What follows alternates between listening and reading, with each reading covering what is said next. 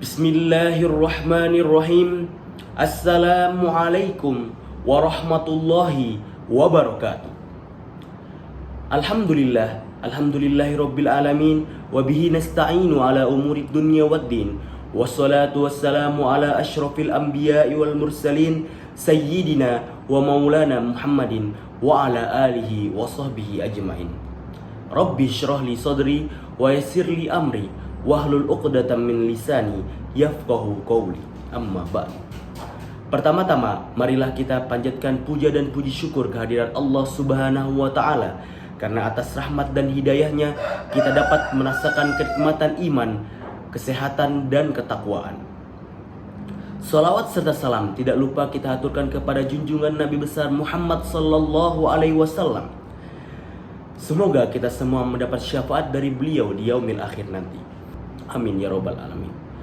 Baiklah teman-teman sekalian, di sini perkenalkan saya Muhammad Nazri Setiawan akan membawakan pidato dengan tema peran pemuda-pemudi bangsa untuk mewujudkan pemilu yang berkualitas.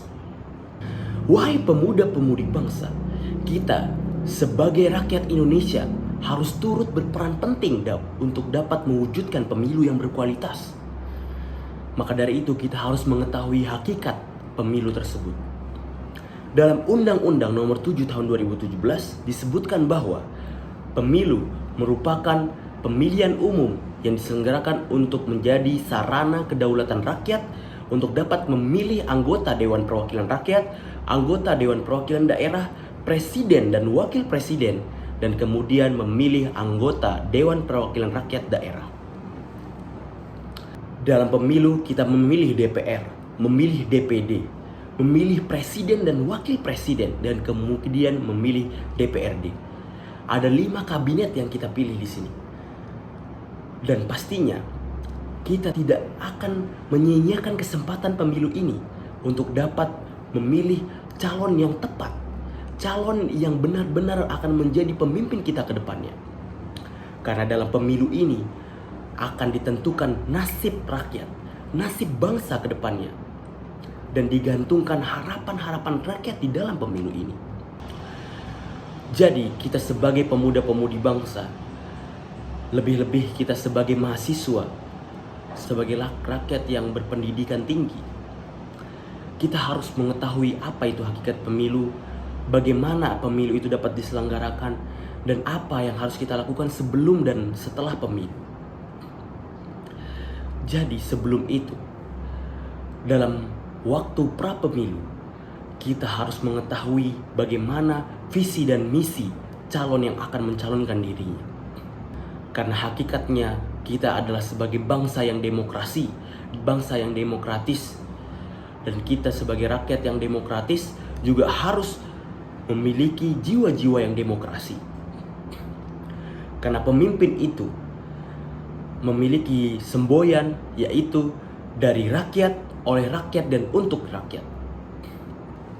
Jadi kita sebagai pemuda-pemudi bangsa harus menyalurkan aspirasi kita. Dalam konsep Islam, memilih jodoh itu harus melihat dari 4 kriteria, 4 karakter.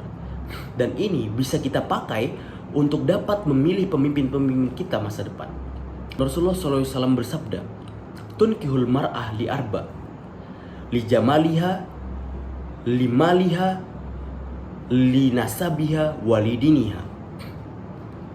Bahwasanya wanita itu dipilih karena 4, dan wanita itu dinikahi karena 4. Dan hal ini bisa kita pakai untuk memilih pemimpin-pemimpin kita di masa depan. Pertama, li jamaliha, dengan paras ketampanannya. Bagaimana kita memilih presiden dan wakil presiden dan memilih anggota-anggota Dewan Perwakilan Rakyat yang lainnya? Dari li jamaliha, dari poros ketampanannya, dari bagaimana cara dia cakap berbicara, cakap berpenampilan yang baik di depan rakyatnya kelak. Bagaimana dia memprioritaskan dirinya sebagai pemimpin, bagaimana dia mewujudkan aspirasi masyarakat dan menjadi pemimpin yang hebat di depan ke depannya. Yang kedua adalah lima liha atau bagaimana kekayaannya. Kekayaan di sini bukan hanya soal harta, tapi kekayaan intelektual, kekayaan intelektualitas yang dimiliki oleh calon pemimpin kita. Jadi sebagai rakyat kita harus dapat melihat bagaimana kekayaan intelektual atau bagaimana kecerdasan yang dimiliki oleh pemimpin ini. Bagaimana dia menyampaikan aspirasi, menyampaikan visi dan misi, maksud dan tujuan, isi dan kandungan dalam visi dan misi yang dia ajukan. Apakah ini cocok untuk membangun negeri dan bangsa Indonesia ini menjadi bangsa yang berdaulat, bangsa yang sesuai Pancasila, bangsa yang sesuai dengan keanekaragaman yang ada di Indonesia. Kemudian kita dapat memilih dengan melihat linasabiha. Nasab dalam bahasa Arab merupakan yang berarti keturunan. Tapi di sini kita bisa artikan bagaimana dia memiliki jangkauan akses pertemanan, akses relationship dengan banyak orang, bagaimana dia mempunyai konektivitas yang kuat dengan berbagai negeri, berbagai negara di luar sana. Karena hal ini sangatlah penting.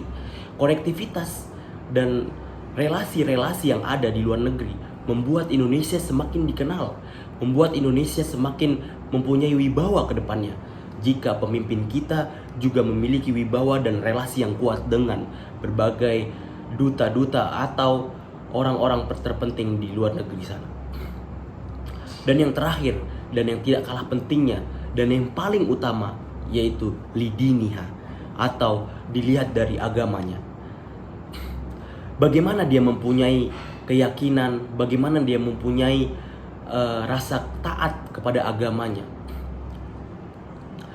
Sederhananya, Tuhan saja dia taati, apalagi untuk menjalankan kepemimpinan di negeri ini.